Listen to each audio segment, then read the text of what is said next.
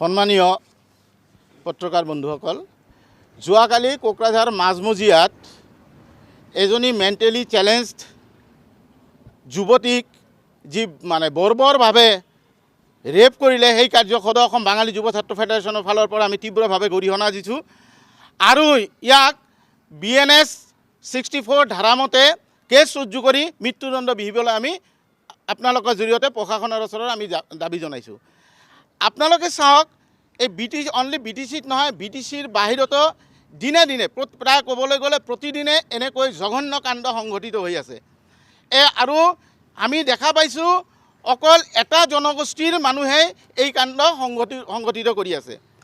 কেতিয়াবা আমি এইটোও দেখা পাওঁ যে এই জনগোষ্ঠীৰ মানুহসকলক এই জঘন্য কাণ্ডৰ পৰা আঁতৰি নাথাকি বা আঁতৰি থাকিবলৈ নিৰ্দেশ নিদিয়া কিছুমান সংগঠনেও এই কাৰ্যক আমি আওপকীয়াভাৱে সমৰ্থন কৰা আমি দেখিবলৈ পাইছোঁ। যোৱাকালি কোকৰাঝাৰ চহৰত এই কাণ্ডখনক লৈ যে শান্তিপূৰ্ণ প্ৰতিবাদী কাৰ্যসূচী লোৱা হৈছিল, এই শান্তিপূৰ্ণ প্ৰতিবাদী কাৰ্যসূচীত কিছুমান বাহিৰা তৃতীয় পক্ষই আহি এই প্ৰতিবাদী কাৰ্যসূচীত ব্যাঘাত ঘটোৱা আমি পৰিলক্ষিত হৈছে। আমাৰ শান্তিপূৰ্ণ প্ৰতিবাদত কেলেই বেলেগ মানুহ আহি ইয়াত ডিষ্টাৰ্ব দিব, এইটো আমি প্ৰশাসনৰ ওচৰত দাবী জনাওঁ যে ইমিডিয়েট এই প্ৰতিবাদী কাৰ্যসূচীত যি তৃতীয় পক্ষৰ হাত আছিল বুলি আমি ভাবোঁ, যে তৃতীয় পক্ষৰ হাতৰ কাৰণে কালি এনেধৰণৰ এটা কাণ্ডৰ সৃষ্টি হৈছে, ইহঁতক উপযুক্ত শাস্তি দিবলৈ আমি প্ৰশাসনৰ ওচৰত দাবী জনাইছোঁ। আমি কালি বিভিন্ন সামাজিক মাধ্যম তথা বাতৰিৰ জৰিয়তে আমি দেখিবলৈ পাওঁ যে কালি যিটো কাৰ্যসূচী অকল বাঙালীসকলক টাৰ্গেট কৰি এটা বক্তব্য শুনা আমি পাইছোঁ। আপোনালোকে জানে এইটো বাঙালীৰ সমস্যা নহয়, অকল বাঙালীৰ সমস্যা নহয়, এইটো আমাৰ হিন্দুৰ সমস্যা। কালি যিটো প্ৰতিবাদী কাৰ্যসূচী হৈছে গোটেই কোকৰাঝাৰ অঞ্চলত, এইটো গোটেইখিনি হিন্দুত্ববাদী যিবিলাক আছে, আমাক হিন্দুৰ সুৰক্ষাৰ কাৰণে প্ৰতিবাদটো কৰা হৈছিল। কালি আৰু এটা আমি ঘটনা দেখিবলৈ পাইছোঁ, যিটো বৰ বেয়া লাগিছে আমাৰো। এটা পিকনিকৰ বাছৰ ওপৰত য'ত ছাত্ৰ ছাত্ৰী আছিল সেইটোক কোনোবাই আক্ৰমণ কৰিছে, আৰু এই আক্ৰমণৰ লগত আমাৰ প্ৰতিবাদকাৰী কোনোমতে জড়িত নহয়। ইয়াৰ কোনো তৃতীয় শক্তি আছে, এই তৃতীয় শক্তি আহি এই ধৰণৰ কাৰ্য কৰি আমাক বদনাম কৰাৰ এটা প্ৰচেষ্টা সিহঁতে কৰিছে। গতিকে এই কাৰ্যৰ লগত জড়িত যিবিলাক দুষ্কৃতিকাৰী আছে, এই দুষ্কৃতিকাৰীক অনতিপলমে গ্ৰেপ্তাৰ কৰিব লাগে। আৰু কেতিয়া আমি সেইবোৰ নেতাক আমি সকীয়াই দিবলৈ বিচাৰিছোঁ, কোনো জাতি বা কোনো এটা নিৰ্দিষ্ট জাতিয়ে কালি কিন্তু এই কাৰ্য প্ৰতিবাদ কৰা নাই।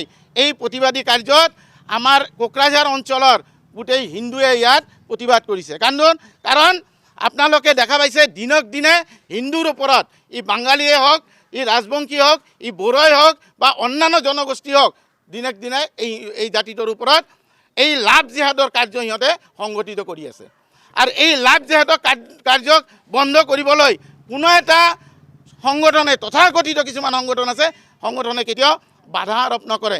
সিহঁতে আৰু উস্কানিমূলক বক্তব্য দি সিহঁতক আওপকীয়াকৈ সহায় কৰিবলৈ আমি দেখিবলৈ পাইছোঁ। গতিকে আমি আপোনালোকৰ জৰিয়তে প্ৰশাসনৰ ওচৰত দাবী জনাওঁ যে কালি সংগঠিত কৰা এই নৰপিচাকজনক মৃত্যুদণ্ড দিব লাগে। আমাৰ একমাত্ৰ দাবী, ইয়াক মৃত্যুদণ্ড দিব লাগে আৰু এটা ইনষ্টেঞ্চ হ'ব লাগে যাতে এনেকুৱা কাৰ্য দুনাই কোনোবা কৰিব নোৱাৰে। বাঙালী যুৱ ছাত্ৰ ফেডাৰেশ্যন জিন্দাবাদ, Bengali youth student federation long live, all Assam Bengali youth federation long live. দৰ্শনকাৰীক শাস্তি দিয়ক, দৰ্শনকাৰীক মৃত্যুদণ্ড দিয়ক, দৰ্শনকাৰী হুঁচিয়াৰ, হিন্দু বিৰোধী হুঁচিয়াৰ, জাগিলে হিন্দু বাচিব দেশ, নহ'লে হ'ব বাংলাদেশ। জাগিলে হিন্দু বাচিব দেশ, নহ'লে হ'ব বাংলাদেশ। দুনিয়াৰ হিন্দু